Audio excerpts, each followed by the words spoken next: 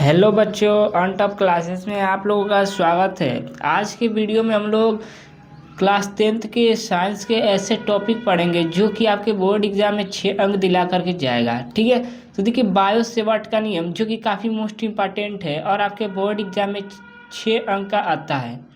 तो चलिए देर किए बिना शुरू करते हैं। ठीक है, तो देखिए पहले आप लोग ये मत देखिए, अब देखिए पहले यहाँ पर। ठीक है, तो देखिए मैंने कुछ नहीं किया है, बस यहाँ पर मैंने यहाँ पे एक चालक तार ले लिया। ठीक है, अब इसके एक थोड़े से भाग में, ठीक है, जिसका मैंने डेल्टा एल, ठीक है, यानी थोड़ी सी इस तार की थोड़ी सी मैंने एक लंबाई ले ली यहाँ से, देखिए यहाँ से यहाँ तक। ठीक है, इस छोटे से लंबाई को मैंने डेल्टा एल से प्रदर्शित कर दिया है। ठीक है, अब डेल्टा एल लंबाई से अब यहाँ से आर दूरी पर, ठीक है, कोई बिंदु क्या है, पी है।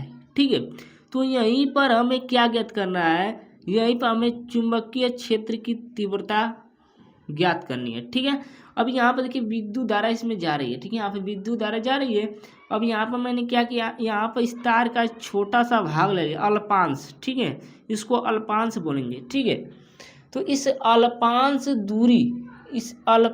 दूरी में मैंने क्या किया, इसका नाम मैंने डेल्टा एल रख दिया। ठीक है, और इससे आर दूरी पर बिंदु कोई पी है, यहीं पर हमें डेल्टा बी का मान ज्ञात करना है। ठीक है, मुझे आशा है कि आप लोग को ये चित्र समझ में आ गया होगा। ठीक है, तो यहाँ पर देखिए बायो सेवर्ट ने प्रयोगों के आधार पर धारावाही चालक से उत्पन्न चुंबकीय क्षेत्र की तीव्रता का सूत्र प्राप्त किया। ठीक है, यानी इसका विद्युत क्षेत्र की तीव्रता के यहाँ पर बायो सेवर्ट ने प्राप्त किया। ठीक है, तो देखिए जो बायो और सेवर्ट है ना, ये दो अलग अलग वैज्ञानिक है। ठीक है, एक का नाम था बायो और एक का नाम था सेवर्ट। ठीक है, तो इसीलिए इस नियम का नाम हो गया बायो सेवर्ट का नियम। ठीक है, अब देखिए इन प्रयोगों के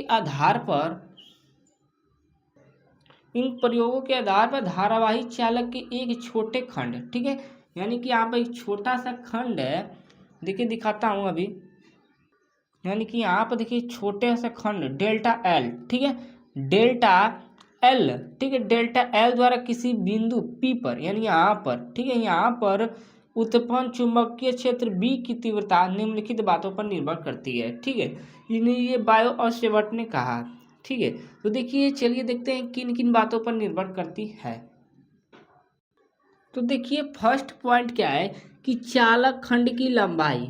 ठीक है, यानी मैंने अभी बताना, जो चालक खंड की लंबाई डेल्टा एल के अनुक्रमानुपाती होती है। ठीक है, यानी जो विद्युत चुंबकीय क्षेत्र की तीव्रता होती है ना, ये क्या होता है, डेल्टा एल लंबाई। ठीक है, यानी जो चालक का आधा हमने खंड क्या मांगा था, डेल्टा एल मांगा था, ये बी। ठीक है, यहाँ पर बी लिख दीजिए, बी से प्रदर्शित किए थे ना चुंबकीय क्षेत्र की दिशा को। ठीक है, डेल्टा बी से, तो डेल्टा बी ये प्रोपोर्शनल होगा किसके, डेल्टा एल के। ठीक है, अनुक्रमानुपाती है, यानी डेल्टा एल।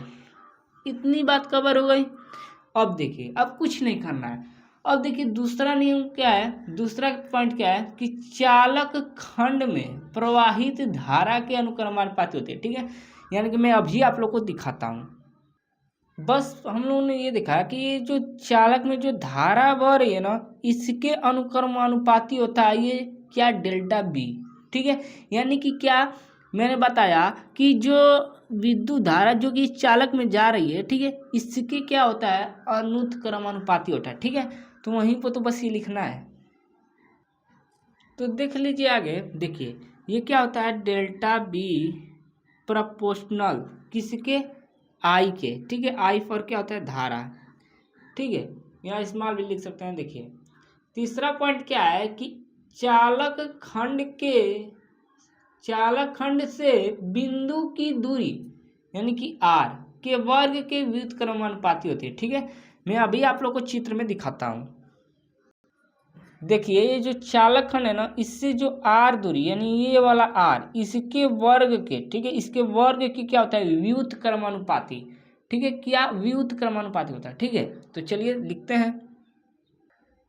ठीक है, तो देखिए जो डेल्टा बी है ना, ये प्रोपोर्शनल होता है 1/r है। ठीक है, अब इसके क्या बोला, वर्ग के व्युत्क्रम, यानी इसका वर्ग, यानी आर स्क्वायर। ठीक है, इतनी बात कवर हो गई होगी। ठीक है, तो चलिए चौथा पॉइंट देखते हैं। तो देखिए आगे, अब धारा की दिशा, ठीक है, जो धारा की दिशा तथा बिंदु के बीच की कोण, यानी बिंदु के बीच के जो कोण ज्या का मतलब क्या होता है, साइन, ठीक है, साइन को कहा जाता है, ठीक है, के अनुक्रमानुपाती होती है, ठीक है। यानी मैंने अभी आप लोगों को बताया, चित्र की तरफ चलते हैं, देखिए, यानी कि ये देखिए, ये जो धारा की दिशा है ना, इस ओर जा रही है, ठीक है, इस ओर जा रही है, और जो बिंदु ये, ठीक है, बिंदु के जो इसके बीच जो कोण बन रहा है, इसको मान लेते हैं थीटा कोण, ठीक है। तो क्या हो जाएगा, थीटा हो गया कोण, ठीक है।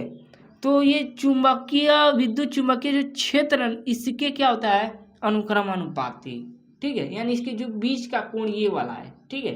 तो चलिए चलते हैं अपने पॉइंट पर।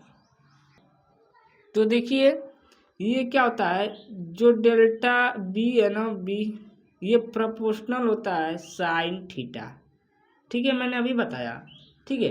तो जो मैंने फर्स्ट, सेकेंड, थर्ड और जो फोर्थ बताया ना, उसको चारों को मिलाने पर, ठीक है, यहाँ पे लिखेंगे चारों को मिलाने पर, चारों को मिलाने पर, ठीक है।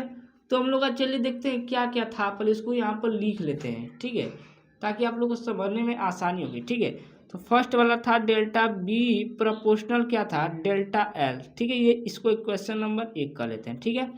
अब क्या था दूसरा, डेल्टा बी प्रोपोर्शनल आई के, ठीक है, आई के, इसको सेकेंड मान लेते हैं, ठीक है, इसको सेकेंड मान लेते हैं।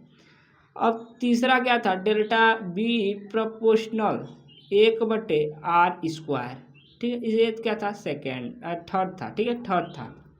और देखिए फोर्थ क्या था, delta B proportional sine theta, ठीक है। तो इसको चारों को मिला दीजिए, तो देखिए क्या बनेगा, देखिए सूत्र यहाँ फॉर्मूला आप लोग का तैयार होगा।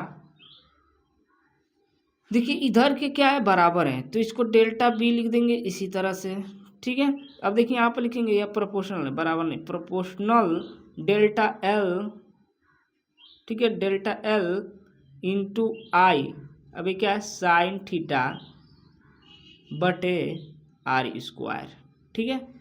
तो ये हम लोग का सूत्र निकल के आता है। तो देखिए आप प्रोपोर्शनल का जब चिन्ह हटाएंगे, तो डेल्टा बी बराबर डेल के इंटू डेल्टा एल इंटू आई साइन थीटा बटे r², ठीक है।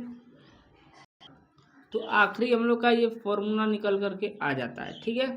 तो बच्चों कैसी लगी है वीडियो, अगर वीडियो पसंद आई हो तो चैनल को सब्सक्राइब कर दीजिए। तो मिलते हैं अगले वीडियो में, तब तक के लिए धन्यवाद।